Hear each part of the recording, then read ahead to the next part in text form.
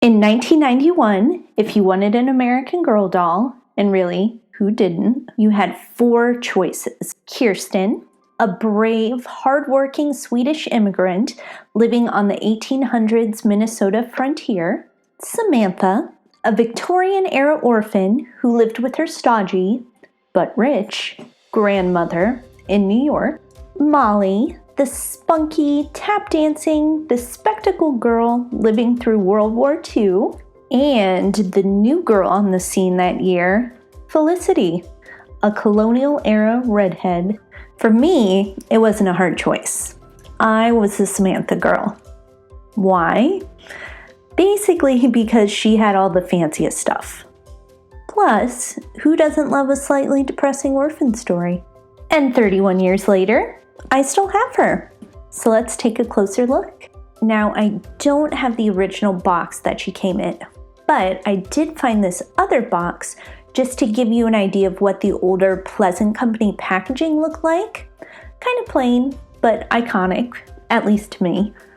According to this tag I found with my American Girl doll of today, which I hope to look at a little bit more closely in a future video, the hair of the dolls was made of a material called Cancolon, hope I'm saying that right, which is a synthetic hair used in wigs. So if you're familiar with wigs, you might have heard that before.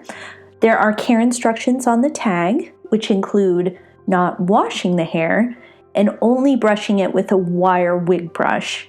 And luckily, I still have my Pleasant Company brush, although Samantha's, her poor locks are showing some signs of wear and tear.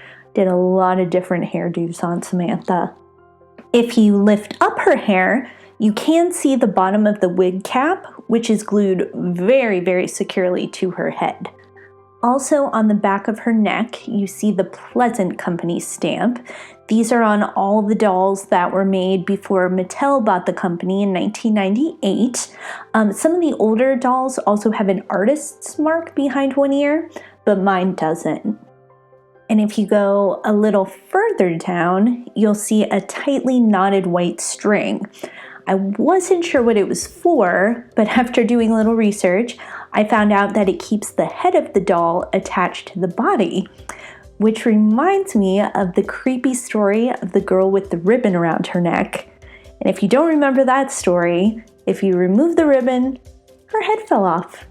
Very fun for kids. Samantha's head and limbs are made of vinyl, and also when I was doing some research, I found out that the vinyl that was used on her is a little softer and squishier than the vinyl they use now that Mattel manufactures the dolls. And her body is tan cloth stuffed with cotton. Now, interestingly, this is something else I didn't know, before 1991, the cloth bodies were white. However, when Felicity was introduced with slightly lower cut outfits, how scandalous, they changed the color to tan so it would be a little bit more realistic looking. In 1991, Samantha and the other American Girl dolls retailed for $88, which, adjusted for inflation, would be about $191.36 today. Yikes! No wonder my parents made me promise to take extra good care of her.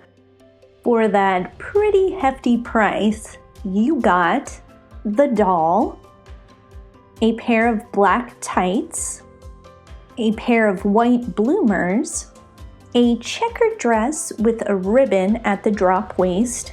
Mine, sadly, is a little frayed at the ends. If you look inside the dress, you'll see on the tag, and I thought this was pretty interesting, it says Made in West Germany for Pleasant Company. Now, originally, all of the manufacturing was done in Germany. At some point, manufacturing was moved to China. I'm not really sure when that was, although I did look through the tags of my other Samantha dresses, and they all have a Made in China tag.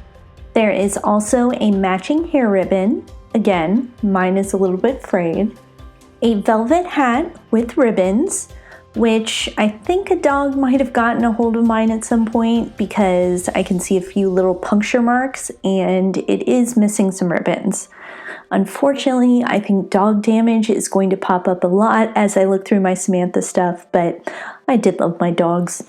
A gold brooch with a heart-shaped locket, and inside the locket are pictures of Samantha's parents, which is a very nice little touch. A small pink velvet purse with a 1907 penny inside, which I think after reading a little bit about it is actually real, which is cool.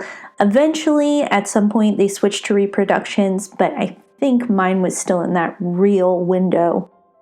An embroidered handkerchief, rubber black Mary Jane style shoes, and of course, a book. Also, if you're feeling extra fancy and your parents were extra rich, you could ask them to buy you the girl-sized version of this dress that Samantha's wearing. I was not that fancy, so I did not get that. As you can see, it's all held up very well, actually. And what I've always loved about the Pleasant Company products were how detailed and historically accurate everything is, which, if you know anything about the founder of the company, Pleasant Rowland, you know she had an educational background. And this is evident in the books as well, which always included a peek to the past, as well as the story. And that is my Samantha doll in her introductory outfit and accessories. And I'm going to be doing future videos looking through all of her different looks. I don't have everything in the Samantha collection, but I have almost everything. So hope you'll join me in looking at more stuff. Thank you. Bye.